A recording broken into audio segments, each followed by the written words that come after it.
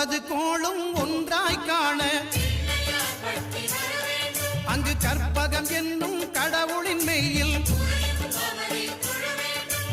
ஒன்பது கோளும் ஒன்றாய் காண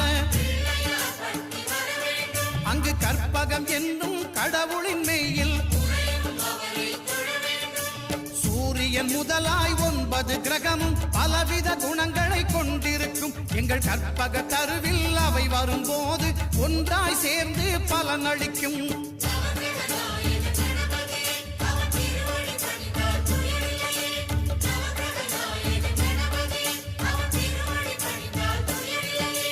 ஒன்பது கோள்